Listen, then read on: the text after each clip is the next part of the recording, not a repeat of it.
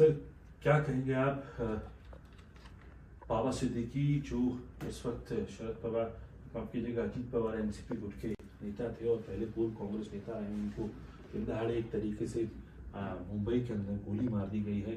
अब तक हत्यारों को सुराग नहीं मिल पाया है। देखिए, बहुत ही शॉकिंग घटना है ये। मुंबई जैसे महानगर में दिन दहाड़े सत्ता से जुड़े हुए एक नेता की हत्या होती है। ये अपने आप में बहुत बड़ा सवालिया निशान है कानून व्यवस्था पर। मेरा ख्याल है कि भाजपा शासित राज्य, खुद गृह मंत्री देवेंद्र फडणवीस जी और अजीत पवार जी के गुट के नेता दिन दहाड़े हत्या। मुझे लगता है कि अगर सत्ता से जुड़े हुए नेता और सरकार अपने नेताओं को सुरक्षित रख पाने में सक्षम नहीं है, तो फिर मुंबई में सुरक्षित कौन है, महाराष्ट्र में सुरक्षित कौन है, देश में सुरक्षित कौन है? ये बहुत हतप्रभ करने वाली घटना है। हम सब बहुत शॉक्ड हैं और बाबा सिद्दीकी का जाना एक हंसते मुस्कुराते नेता का चला जाना है। हमारी संवेदनाएं उनके परिवार के साथ हैं। इस दुख की घड़ी में हम उनके बेटे जीशान सिद्दीकी और उनके परिवार के साथ खड़े हैं।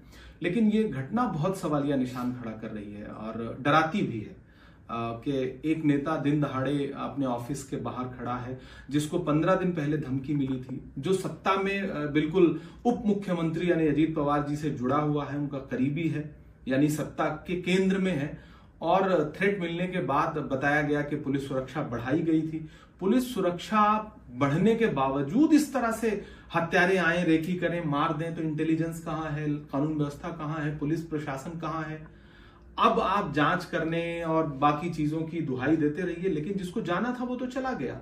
तो कुल मिलाकर के महाराष्ट्र में टोटल कानून व्यवस्था कोलैप्स है और मुझे लगता है कि देवेंद्र फडणवीस जी को जिम्मेदारी लेते हुए अपने पद से इस्तीफा देना चाहिए, क्योंकि अगर राज्य नहीं संभाल पा रहे हैं, अपने नेताओं को आप नहीं संभाल पा रहे हैं, तो महाराष्ट्र के लोगों की सुरक्षा कैसे करेंगे आप?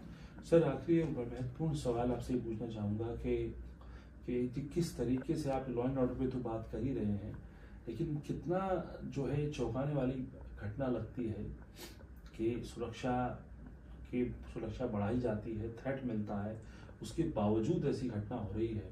और अब चंद दिन ही बचे हैं जब चुनावों का भी ऐलान होना है, तो ऐसे में और एजेंसीज अलर्ट पर रहती हैं, उसके बावजूद ऐसी जो चूक हो रही है, तो ये कितनी बड़ी घटना। देखिए, बांद्रा जैसी पॉश इलाका और एक हाई प्रोफाइल नेता जिसके बॉलीवुड से कनेक्शंस हैं, जिसके राजनीति में इस समय मौजूदा सत्ता में कनेक्शंस शानदार है, जिसको सुरक्षा है, जिसका बेटा विधायक है, जो पूर्व विधायक है, मंत्री रह चुका है, वो व्यक्ति अगर दिन दहाड़े मार दिया जा रहा है, तो मुझे लगता है कि कम से कम महाराष्ट्र में इस तरह का कल्चर नहीं है। महाराष्ट्र में राजनीति में इस तरह का कोई कल्चर नहीं है। ऐसे में कानून व्यवस्था पे बहुत बड़ा सवालिया निशान है। ये छोटी घटना नहीं है, बहुत बड़ी घटना है और मुझे लगता है कि ये इसी घटना के साथ महाराष्ट्र के चुनाव का आगाज भी सरकार करवा रही है। मतलब बहुत बड़ा सवालिया निशान है ये। मैं खुद बहुत हैरत में हूं।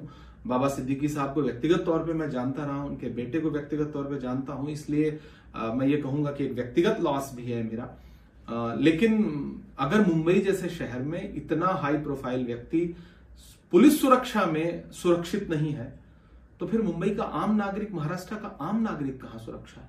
ये भाजपा शासित राज्य की सरकार पर बहुत बड़ा सवालिया निशान है। और मीडिया से मेरा अनुरोध है कि अगर ये जंगल राज नहीं है, तो फिर जंगल राज क्या है? क्या सिर्फ भाजपा शासित गैर राज्य जो हैं, जहां भाजपा की सरकारें नहीं हैं, वहां की घटनाएं ही जंगल राज में आती हैं? क्या भाजपा शासित राज्यों की घटनाएं जंगल राज में नहीं आती? जिस तरह से गाड़ी पे ताबड़तोड़ फायरिंग की गई है और हॉस्पिटल पहुंचते पहुंचते जो हम लोगों के पास इनपुट है कि बॉडी ने रिएक्ट करना बंद कर दिया था, इतनी बड़ी घटना पे सरकार क्या कहेगी, क्या मानेगी? क्या कानून व्यवस्था पूरी तरह से फेल नहीं है? बहुत दुखद है, हम सब बहुत दुखी हैं इस घटना से।